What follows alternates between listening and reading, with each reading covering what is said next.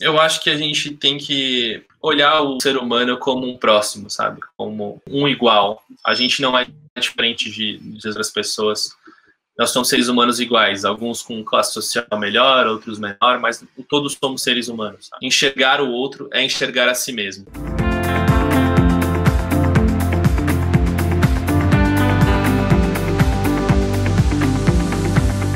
Ele tem só 27 anos e é o fundador da ONG SP Invisível. Foi eleito pela Forbes um dos 30 jovens abaixo de 30 anos mais relevantes no meio social. Eu vou conversar hoje com o André Soler. Tudo bem, André? Oi, André, tudo bem? Obrigado. Para mim é um prazer estar aqui.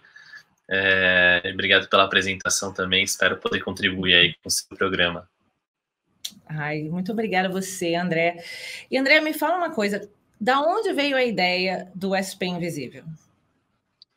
Bom, o SP Invisível surgiu há 6 anos atrás, quando a gente percebeu que as pessoas mais invisíveis na cidade de São Paulo, que é uma das maiores metrópoles do mundo, tinham pessoas invisíveis, que eram essas pessoas em situação de rua.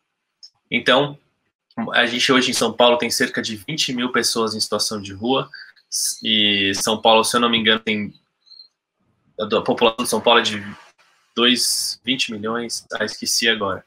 Mas, então a gente decidiu começar a contar a história dessas pessoas, porque essas pessoas em situação de rua não eram vistas, né? E esse projeto surgiu quando a gente propôs para alguns adolescentes que eles fotografassem tudo aquilo que eles achassem invisível na cidade de São Paulo.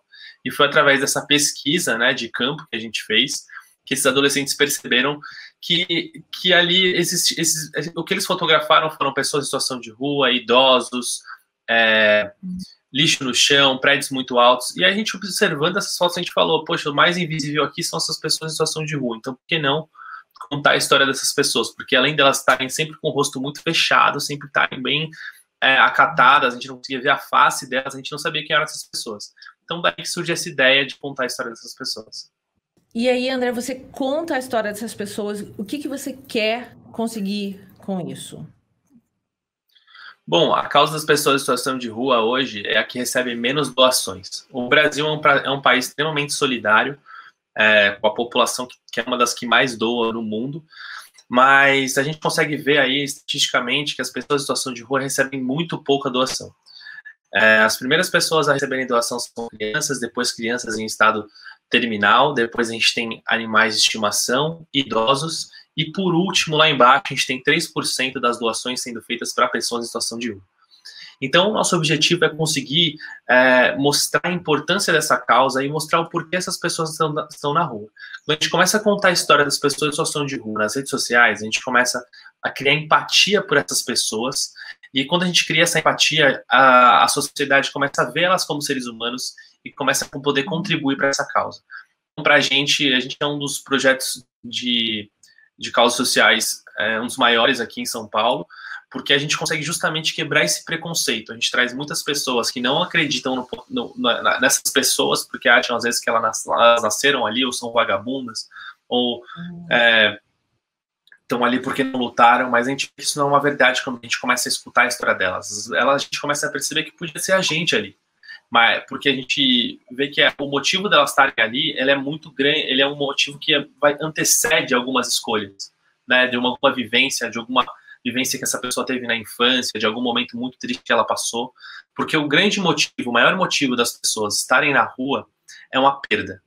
Diferente do que muita gente acha, que as pessoas estão na rua por conta de uso de drogas, ou por causa de álcool, maconha, crack, tudo isso são coisas que as pessoas começam a usar na rua. Muitas vezes, o que leva elas para a rua, na maioria das vezes, é a perda de alguém muito próximo, ou de um filho, ou da esposa numa separação, alguma situação assim ou da mãe, alguma situação que rompa com esse lugar que esse ser humano acreditava ser o lugar dele, que constituía ele como humano, né? Então, quando isso acontece, a pessoa se sente às vezes sem chão e acaba indo para a rua. Quando a gente perde alguém muito próximo assim, a gente tem uma estabilidade de ter um apoio às vezes de um parente mais próximo, ou de alguém que a gente compartilha um pouco do nosso eu, né? Mas muitas pessoas não têm com quem compartilhar. ou até mesmo a gente paga um psicólogo ali, faz a nossa terapia, e isso faz com que a gente consiga se restabelecer como ser humano na sociedade. Então é justamente isso que a gente tem percebido e tem mostrado para a sociedade, que tem feito com que as pessoas tenham uma mudança de mentalidade e possam acreditar nessa causa e nessas pessoas. Então vocês conversam diretamente com as pessoas, vocês escutam as histórias e aí vocês contam essas histórias nas redes sociais e as pessoas que estão escutando as histórias, elas ajudam como? Bom, o nosso objetivo, nossa missão é conscientizar a sociedade através de histórias, né? A nossa missão é essa, a gente quer contar essas histórias para as pessoas. Por quê? O que acontece é que o nosso objetivo é, através das histórias, conseguir contribuir para essa causa. E também que as pessoas mudem a forma como elas pensam sobre a situação de rua. A gente, depois de ter criado o projeto, a gente começou a criar formas das pessoas se envolverem com essas pessoas.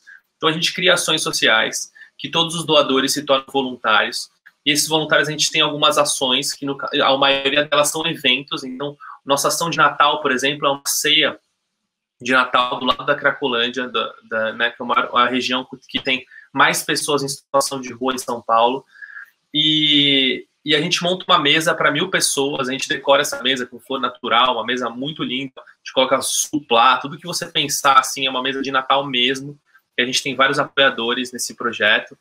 A gente monta uma árvore de Natal gigante, a gente chama a banda, a gente fecha uma rua, cria um evento mesmo, chama palhaço, um monte de coisa, para que esse ser humano se sinta vivendo um dia de Natal, né? E é um Natal que eu acredito que muita gente nem tem a condição de ter em casa, o Natal que a gente monta ali, porque a gente quer realmente causar esse impacto e fazer com que essa pessoa veja a importância dela ter uma família, dela estar em comunidade, né?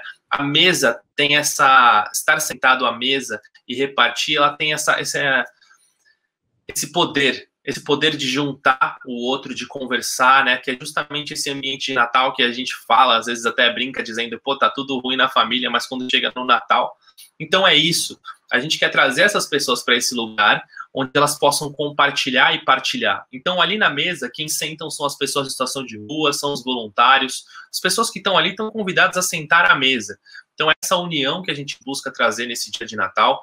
Infelizmente, a gente teve que se adaptar, teve que adaptar a ação esse ano para uma outra estrutura, mas a gente quer continuar ainda com esses ideais, fazendo tudo isso, juntando as pessoas a 1 metro de distância, que é o que pode, mas a gente vai fazer essa ação acontecer. Quem quiser contribuir para essa ação, é só acessar o nosso site, www.spinvisível.org/Natal Invisível. Lá você pode ver como contribuir para essa ação. E é uma ação, o Projeto SP Invisível, ele não está só em São Paulo, ele está em mais 20 cidades, e esse ano ele vai acontecer em 9 cidades, o Natal Invisível. Então, você doando para essa campanha, você contribui para que aconteça, o Natal Invisível aconteça não só em São Paulo, mas em 9 cidades, Brasília, Rio de Janeiro, Campinas, Salvador. São várias, eu não vou lembrar todas agora, mas lá a gente tem especificadinho, contando tudo onde vai acontecer essa ação, que é o nosso projeto BR Invisível, que é um projeto administrado também pelo SP Invisível. Então, quem quiser contribuir, entender um pouco mais e participar dessa ação, né, é só doar para a gente lá no site. E se a pessoa quiser ser voluntária? Também tem uma opção lá embaixo, voluntário, ser voluntário. É só você clicar e deixar seus dados que a gente vai entrar em contato com você. E além do Natal, né? Porque passou o Natal, é ótimo, é uma delícia, com fraternização, mas tem o ano todo, né? Quais são as principais ações que vocês fazem durante o ano? Bom, durante o ano a gente está o tempo todo na rua, conversando com as pessoas em situação de rua, atendendo as pessoas em situação de rua. O nosso trabalho é muito qualitativo, ele é muito de pessoa para pessoa, ele é 1 a 1. A gente, diferente do Estado, o Estado tem que estabelecer medidas e formas de atuação que sejam abrangentes e que atinjam um maior número de pessoas Às vezes, quando você toma medidas como essa, você não acaba olhando para o indivíduo, para o ser humano. E essa causa é uma causa que precisa ser tratada muito dessa maneira, você olhando um a um, porque cada um é um indivíduo diferente, que sofreu alguma coisa diferente. Não dá para você trazer uma solução para essa causa. Então, o que a SP Invisível faz é olhar para cada uma dessas pessoas, ver como a gente pode ajudar cada uma delas. Então, na semana passada mesmo, a gente encontrou a família do Nicolau, ele voltou para casa dele, a gente mantém contato com ele, dá todo suporte, a gente encaminha pessoas para reabilitação, a gente está ali para ajudar essas pessoas. E algumas das pessoas a gente consegue ajudar ali no contato direto, às vezes a gente faz algumas ações como essa. A gente tem parceria com muitas ONGs que estão no dia a dia. A Missão Sena é uma das nossas parceiras, que é uma ONG que, junto com a gente, distribui cerca de 200 refeições por semana lá na Cracolândia. Então, isso é um dos trabalhos deles, né, durante a semana. A gente tem outros trabalhos lá dentro também, com mulheres trans, delas terem um projeto de costura. Então, são diversas coisas que a gente faz ali para poder contribuir com essa causa e com essas pessoas que estão nessa situação de vulnerabilidade social. Então, me fala uma coisa, além desse apoio que vocês dão para as pessoas, vocês também profissionalizam pessoas? Tem aulas para as pessoas? A reinserção social é um trabalho bem complexo, né? A gente tem que partir do princípio de algumas coisas que são essenciais para que as pessoas voltem para casa ou saiam da situação de rua, né? Primeiro que para sair da situação de rua é preciso ter uma casa, né? E esse é um dos projetos que a gente está para emplacar aqui em São Paulo, que é de conseguir casa para essas pessoas. A gente vê alguns projetos internacionais que têm esse tipo de medida, mas a gente está trabalhando para isso aqui no Brasil. Então, a gente ajuda essas pessoas. Para ser bem... porque, assim, eu não vou te dizer que a gente insere essas pessoas no mercado diretamente, mas a gente tem alguns casos que a gente fez inserção no mercado dessas pessoas. Mas o nosso primeiro trabalho é a reabilitação e a estabilidade dessa pessoa, tipo, emocional, assim. E aí, então, a gente procura medidas, mas a gente não tem uma medida direta, para ser bem sincero, de assim, se hoje uma pessoa em situação de rua virar para mim e falar assim, eu quero um emprego, a gente não tem um lugar para encaminhar essa pessoa. Porque o problema, ele é muito grande, sabe? Não dá pra gente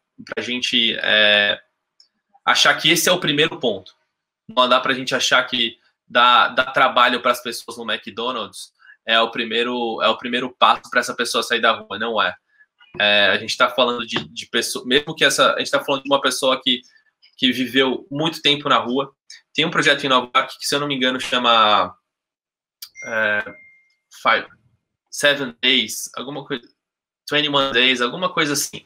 Não vou me lembrar muito bem, mas porque ele é um projeto muito legal que parte de uma estatística de que as pessoas em situação de rua têm muito mais capacidade de se reinserir socialmente se elas forem encontradas em 21 dias antes delas estarem na rua, no mínimo 21 dias depois que elas entraram na rua. É isso que eu expliquei? Então, depois de 21 dias que essa pessoa iniciou a jornada, começou a entrar na rua, que ela entrou na rua, se você conversa com essa pessoa 21 dias antes disso, sem ela completar 21 dias na rua, a capacidade da gente conseguir reinserir essa pessoa na sociedade é muito maior do que depois desses 21 dias. Então, a rua, isso é para dizer que, assim, estatisticamente, até viver em situação de rua é um vício, porque a gente não tem uma noção do que é liberdade. A gente nasce com afazeres, tarefas a fazer. Quando eu era criança, eu tinha que ir para a escola, eu tinha que ir para a escolinha, eu tinha para o inglês, eu tinha que ir para a natação. Então, me colocavam coisas para o que eu tinha que fazer, me colocavam tarefas. Hoje eu crio minhas próprias tarefas, hoje eu busco tarefas, a gente vive em função de tarefas, né, de coisas para ocupar nosso tempo. Então, a gente não sabe o que é liberdade. São coisas que não cabem na nossa cabeça. Eu não tenho noção do que é, você não tem noção do que é. Mas essas pessoas vivem um período de liberdade total. E isso é uma coisa que o ser humano não sabe lidar, e é uma coisa que o ser humano não sabe sair, né? Porque é uma sensação também muito, muito prazerosa, né? Por isso que eu falo que para a solução desse problema não é uma coisa só, porque imagina, uma pessoa que está em liberdade, você colocar ela dentro de uma casa, aquilo para ela é uma prisão. Uma pessoa que está em liberdade, você colocar ela dentro de um emprego, aquilo para ela é uma prisão também. Então, tudo isso ofere, né, a liberdade dela. Então, é uma reeducação social, né? São diversos problemas que a gente precisa resolver. E por isso, quando a gente vê alguma medida sendo tomada, do tipo assim, essa é a solução, ou essas pessoas querem estar na rua, nada disso é uma verdade. Nada, não é assim, essa é a solução, não existe para essa causa. Essas pessoas querem estar na rua também não é uma verdade, porque isso é uma coisa que se passa essa sensação é porque existe toda uma construção social, toda uma forma como essa pessoa se vê naquele lugar que faz com que ela às vezes não consiga ver outro lugar, né? Porque imagina, se eu falo para você agora um barco, você imagina um barco ali na sua frente, né? Você vê a imagem de um barco. Agora, o que essas pessoas veem o dia inteiro é pessoas cheias de coisa para fazer, passando de um lado para o outro, olhando essas pessoas sempre de baixo para cima, porque elas estão sentadas ali observando o que tudo está acontecendo. Então, às vezes é preciso você criar uma imagem, né, na frente dessa pessoa que ela possa sonhar, né, e dar para ela passos, etapas, para que ela chegue até esse sonho que você propôs para ela. Então é um processo, assim, é uma construção que parte disso a gente consegue fazer dentro desse projeto da Missão Sena, que a pessoa vai para lá e que se reabilita, tem reabilitação com drogas e tudo mais. Então, o problema é complexo e a reabilitação é longa, né? E me fala uma coisa, que muita gente que está em situação de rua hoje, em São Paulo, pelo menos, são pessoas que largaram tudo no estado delas e foram para São Paulo para procurar um emprego, ou o emprego era uma furada, era uma armadilha, não era verdadeiro, ou eles não conseguiram um emprego, ou eles perderam o emprego rapidamente, e elas, no final, acabam ficando na rua, porque não tem nada, né? E vocês também ajudam pessoas assim. Isso aparece bastante, não é? Mais do que eu imaginava. Esse é um problema em São Paulo, é um problema em Dubai e possivelmente deve ser um problema em Singapura, né? Porque a gente não é um problema aí. Porque eu tô falando isso porque o que acontece é que eu tava assistindo um documentário sobre Dubai, e eu estava pesquisando quem são os invisíveis de Dubai, né? Eu encontrei um documentário. Nesse documentário mostrava exatamente essa situação, que pessoas eram chamadas na Índia, em outros países periféricos, países que são de classe social baixa, e essas pessoas eram chamadas era prometido um emprego para elas em Dubai, por exemplo, né? E lá em Dubai, quando essa pessoa chegava, para ela era prometido um salário absurdo, ela gastava todo o dinheiro dela para conseguir chegar até Dubai, para conseguir um visto até Dubai. E quando essas pessoas chegavam em Dubai, tem um documentário mostrando tudo isso que eu estou falando, tem um documentário, acho que se você colocar Invisíveis de Dubai no YouTube, você vai encontrar esse documentário.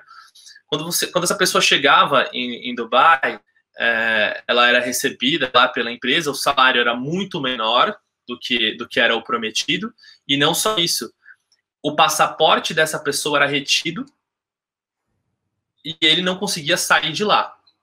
Então, isso se tornava quase que um trabalho escravo, né, ali dentro. E eu achei interessante porque essa situação do que é o invisível, ela não existe só em países como o Brasil. O invisível, ele está em todo lugar. Existe um invisível em Dubai, e o invisível em Dubai é essa pessoa, né? Ele não é um morador de rua. O invisível em Dubai é um cara que trabalha para fazer um prédio, porque os prédios em Dubai têm um valor muito, muito agregado, né? Construir um prédio em Dubai é uma coisa que vale muito, e para se construir esse prédio, é construído um mecanismo, que esse mecanismo usa essas pessoas para fazer esse trabalho. Então, todo lugar tem um invisível, né? todo lugar tem um invisível. E até fiquei interessadíssimo em saber qual seria o invisível aí de Singapura, porque com certeza ele existe. Ele existe. E aí depois quero até saber qual seria esse. Mas finalizando a sua pergunta, algumas partes das pessoas com situação de rua, sim, então, vêm para São Paulo por conta de uma promessa de algum emprego, e essa promessa não é cumprida, e acabam virando para essa situação de rua por não ter condição de voltar. Aqui, o que acontece aqui em Singapura aqui é muito pequeno, né? Muito pequeno. Para você ter uma ideia, o país tem 5 milhões de habitantes. Entendeu? Então, e 40 minutos você vai de uma ponta a outra do país. Então, é muito pequeno. E há uns 3 anos, mais ou menos, uma ONG fez um trabalho aqui e identificou 80 pessoas moradoras de rua aqui. Sendo que a maioria absoluta dessas pessoas eram pessoas de idade, idosos, que tinham escolhido morar na rua para não dar trabalho para os familiares, entendeu? Porque aqui não tem aposentadoria como tem no Brasil, né? Então as pessoas até têm um fundo de garantia, mas se elas pararem de trabalhar, elas vão receber aquele fundo de garantia, seja uma bolada ou parcelado em meses, se ela quiser, mas é só aquilo, entendeu? Não tem uma aposentadoria do governo, a não ser que a pessoa tenha feito uma aposentadoria privada, né? Que normalmente as pessoas não fazem. Então, o que acontece muito é que as famílias moram todas juntas, né? Os filhos ficam ocupados. Não é ocupado, como é que fala? Os filhos têm a incumbência de cuidar dos pais mais velhos, né? Então, tem pouca gente morando na rua, sim, mas os invisíveis que tem aqui são exatamente mais ou menos os mesmos que tem em Dubai. São pessoas que vêm, na maioria da China, Bangladesh, agora da China, da Índia também, assim, mas Índia, Bangladesh, e agora vem da China também, né? E essas pessoas são todos homens que vêm trabalhar aqui na construção civil, e eles moram em alojamentos, que foi um dos grandes problemas aqui na pandemia, porque esses alojamentos eles estavam superlotados, né? E aí, quando pegou ali, pegou em todo mundo, eles foram isolados e tudo, e foi o que deu mais trabalho aqui para o governo em relação ao coronavírus. Mas essas pessoas são pessoas que recebem salários muito baixos, que moram nessas condições, e como você falou, são os invisíveis daqui, né? São os invisíveis daqui, e todo mundo sabe que eles existem, mas ninguém presta atenção. Né? Então, como eu falei, aqui também tem. É um pouco diferente, você não vê gente morando na rua, né? Quando você vê uma pessoa na rua, a gente fica até chocado, porque não é uma coisa que você vê normalmente. É muito raro, né? Para você ter uma ideia, no país todo ter 80 pessoas que são moradores de rua, mas tem esses invisíveis que são... E também tem as empregadas domésticas, né? Que na sua maioria vêm das Filipinas, depois Índia, Indonésia e Mianmar, né? Elas vêm para cá, elas vêm para trabalhar como empregadas domésticas e elas têm que morar na casa dos patrões, porque é impossível para elas pagar qualquer lugar para morar, porque é muito caro aqui, a vida aqui é muito cara. Então, elas moram na casa dos patrões e, pela lei, elas têm direito a 1 dia de folga por mês, né? E 2 semanas de férias a cada 2 anos. Então, o que acontece é que muitas delas gostam de trabalhar para expatriados, para pessoas... Ela tem 2 férias por mês? Não, elas têm 1 dia de folga por mês e 2 semanas de férias a cada 2 anos. A cada 2 anos? Tá bom. Chocado, né? Então, o que acontece? Por exemplo, eu tenho uma empregada que já trabalha para mim há 8 anos. Tá? Ela mora comigo, ela mora aqui na minha casa, e eu dou folga para ela todos os domingos e todos os feriados. E, com exceção desse ano, que ninguém pôde viajar, né? Todo ano ela vai para o país dela. Ela é do Mianmar, ela vai para o Mianmar, então eu pago a passagem, pago o salário, pago tudo para ela ir tirar as férias dela. Mas isso não é normal, né? Sabendo que tem gente que separa até a comida. Entendeu? Eu já escutei uma pessoa uma vez falou para mim assim, compra outro café, porque esse café de cápsula da Nespresso, esse café é caro. Você compra um outro café para a empregada. Eu falei, não. Aqui em casa toma o café que tem. Se é o de cápsula, todo mundo toma de cápsula, entendeu? Mas nunca, eu não faço, acho que é uma coisa do estrangeiro em geral, brasileiro principalmente, eu não faço diferença nenhuma dentro da minha casa. Ela come o que a gente come, ela tem a folga, ela faz o que ela quiser, se ela precisar sair no dia que seja de trabalho. Se o salário que eu pago é mais alto, mais que o dobro que as pessoas pagam aqui, né? E sabendo que tem muitas histórias de empregadas domésticas que se suicidam porque são abusadas no emprego, abusadas de diversas formas, né? Então, também são as invisíveis daqui. É um problema, eu acho que até mais sério do que os trabalhadores da construção civil, mas é um problema que ninguém quer prestar atenção, e ninguém quer saber que existe, entendeu? Existem algumas organizações não governamentais que ajudam as empregadas domésticas, mas ainda assim não é fácil para elas, não é fácil. Deve ser muito difícil também o acesso a essas pessoas, né? Imagino que se elas não podem sair, não têm tanta liberdade de sair, até para se conversar ou ir a algum projeto social, alguma coisa assim, não deve ser uma coisa tão fácil assim de acontecer, né? Isso é um invisível, né? Eu acho que essa ideia do que é o invisível, você dizer o que é algo invisível, é uma palavra muito difícil de se definir, né? Desde, acho que 1997, que essa palavra vem tomando uma conotação mais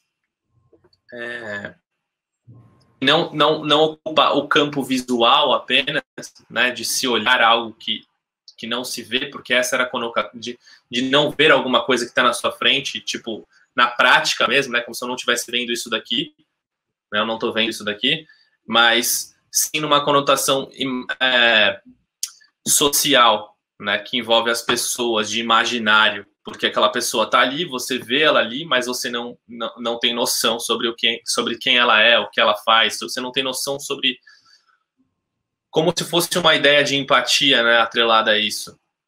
Então, desde então, essa palavra vem sendo usada assim. E é muito interessante porque ela tem que... A reflexão que tem que ser gerada sobre ela é exatamente de qual é o invisível que está perto de você. Porque eu estou falando de um invisível que é para mim, eu estou falando de um invisível que eu consigo dizer aqui para São Paulo, que é um invisível para todo mundo, mas talvez isso não seja um invisível para você.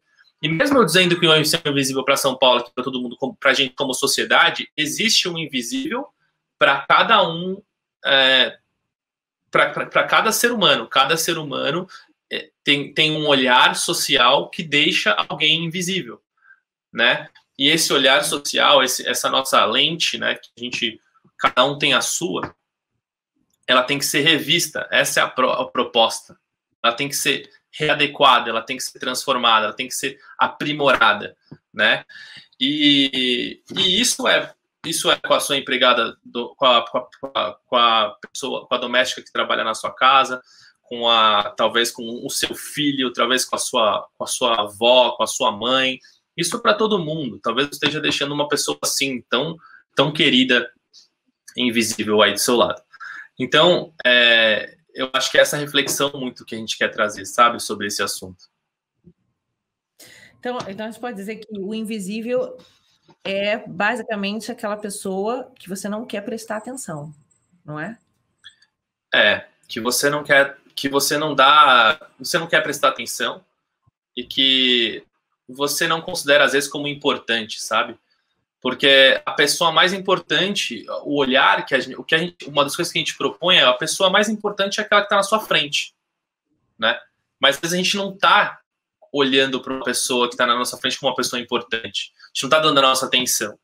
E a pessoa invisível, às vezes, ela é aquela pessoa que... Ou o lugar invisível na sua vida, né? É o lugar que a gente tem que encontrar como o nosso lugar de escuta. Porque a gente está sempre buscando muito o nosso lugar de fala no mundo, né? O que a gente tem que dizer, qual é o melhor que a gente tem para deixar, qual é o nosso melhor, quem é o melhor versão do André, quem é a melhor versão da Andréia, quem é o nosso melhor, assim, né? Então é isso, qual é a função aqui, qual que é o meu propósito. Então é muito essa busca do nosso lugar de fala, né? Do nosso lugar de eu preciso dizer alguma coisa para o mundo, senão eu vou ser inútil. Mas a reflexão de se encontrar o lugar de fala, de se entender como ser humano, é entender o nosso lugar de escuta, né? Onde que a gente tem que parar para escutar, que a gente não escuta, a gente não tá nem aí. A gente fala assim, pô, eu não quero saber sobre esse assunto, para mim isso é inútil. Ou sobre essa pessoa, eu não tenho nada a aprender com essa pessoa. Tem um cientista americano muito famoso, eu não vou me lembrar o nome dele agora, que ele fala... tipo, todo mundo, você tem alguma coisa a aprender, todo mundo tem alguma coisa a te ensinar. Todo mundo tem alguma coisa a te ensinar. Porque muitas vezes a gente olha para as pessoas e fala, o que eu tenho para ensinar para essa pessoa? E isso é lugar de escuta.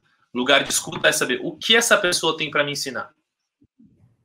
Porque muitas vezes algum amigo vai falar com você, algum amigo te chama para comer, e ele tá com um problema, e você acha que o que você tem que fazer ali é solucionar o problema dessa pessoa, dar para ela falar para ela o que ela tem que fazer, que você vai transformar a vida dela. Isso é muito legal, acho que pessoas incríveis têm essa capacidade, mas até essas pessoas que têm essa capacidade têm que saber qual é a hora delas escutarem. Que às vezes essa pessoa te chama ali só para você escutar. Tipo, às vezes o melhor que você tem que fazer para fazer pela outra pessoa não é falar alguma coisa para ela. É só escutar, é só tipo assim, ó. Pô, entendi, pô, que legal, tal. Que bom, parece que é pouco, mas é muito. Porque essa pessoa, muitas dessas pessoas não se sentem escutadas. Eu tenho certeza que, assim, essas pessoas, e quando a gente fala de invisíveis, o melhor que às vezes o que essas pessoas mais querem é serem escutadas. Sabe?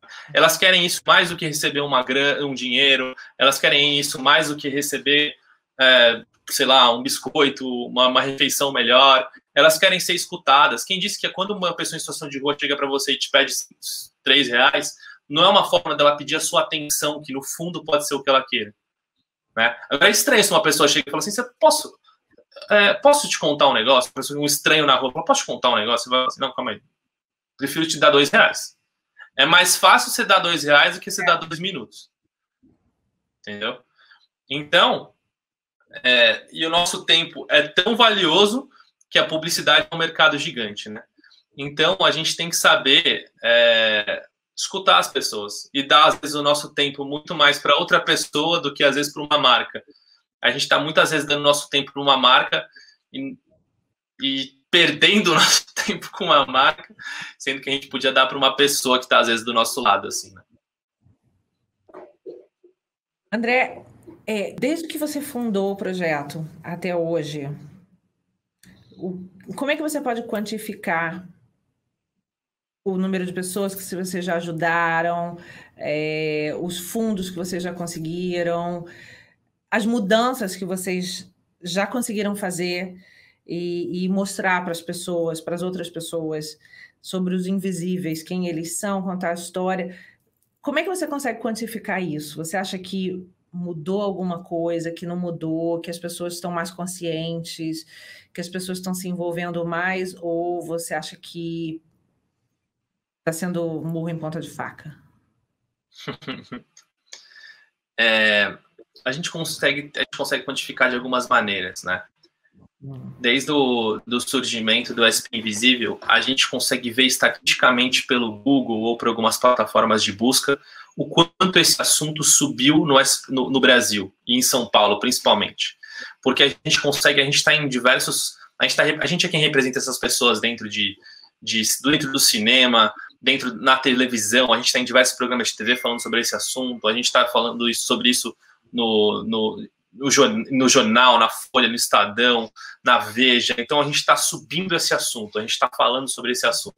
Inclusive, uma das nossas metas para os próximos 4 anos é transformar o termo, né? Porque uma das grandes dúvidas das pessoas é qual é a palavra certa para se chamar as pessoas em situação de rua, né? O mendigo. Mendigo é a palavra mais pesquisada, né? A gente tem 3. A gente tem algumas palavras, mas dentre as das pessoas em situação de rua, a mais usada é o mendigo, né? E esse não é o termo correto, nem morador de rua, porque se você falar para um morador de rua, ou morador de rua, ele fala, eu não moro na rua, eu moro na calçada, o que é um fato, né? Ninguém mora na rua. Então, o morador de rua também não é uma palavra certa. Pessoa em situação de rua é uma palavra muito boa, mas a palavra que a gente agora tem como meta para os próximos 4 anos é colocar o termo correto, que é cidadão de rua. Cidadão. A gente estava falando disso ontem, por isso que eu estou meio desatualizado. Mas a gente tem um termo novo que a gente quer começar a fazer para os próximos 4 anos, que a gente quer impulsionar, que é cidadão de... Acho que é cidadão de rua, tem que conferir.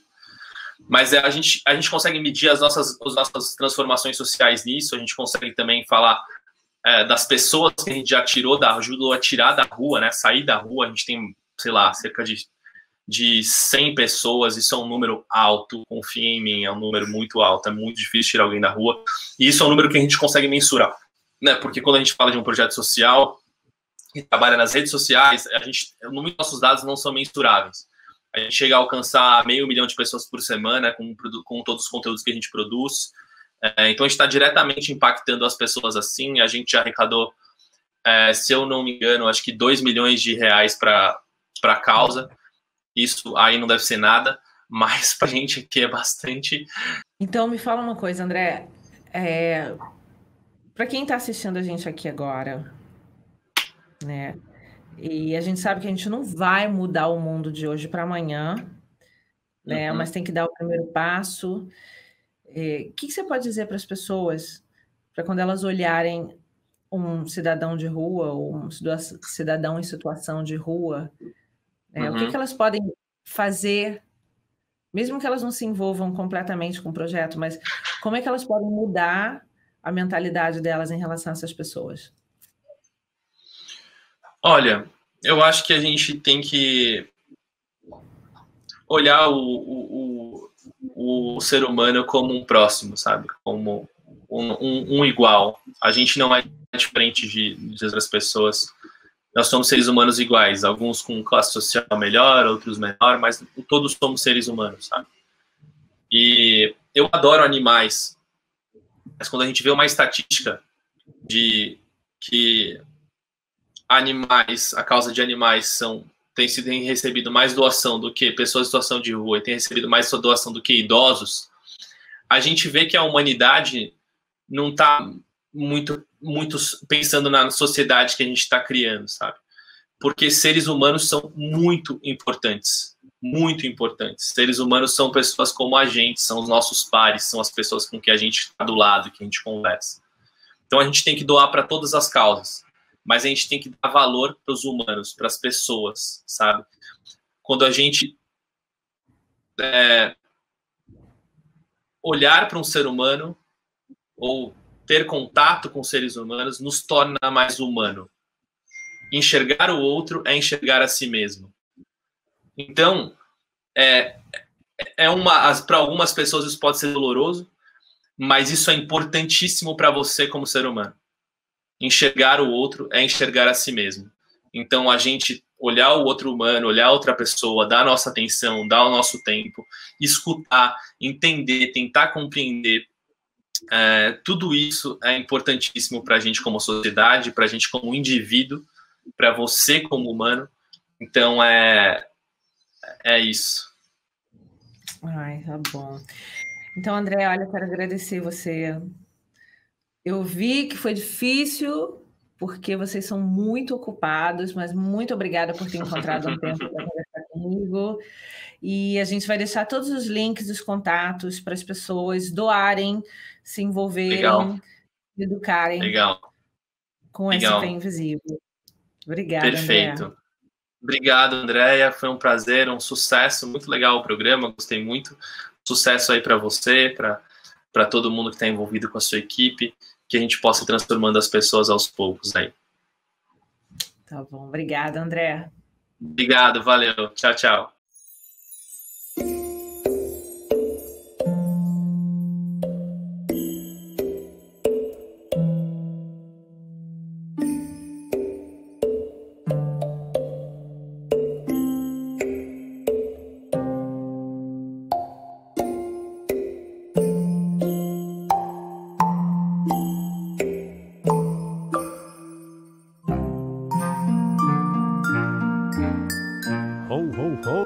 Você que é o Val? Tudo bem com você? Boa! Natal chegou antecipado. Pode sentar aqui? Uma conversinha rápida. Ah, é? Recebi uma cartinha aqui, ó. Essa é a cartinha que eu recebi esse final de semana. E tá exatamente aqui. Querido velhinho, este ano desejo muita coisa, desejo saúde e paz. Para me ajudar, gostaria de receber uma cesta básica completa. Exatamente aqui. Beleza? Que a gente seja muito feliz. Não, sim, o tempo todo. Isso. Exatamente. O resto a gente corre atrás, né? Exatamente. Tem que correr. A gente ficar parado, nada acontece.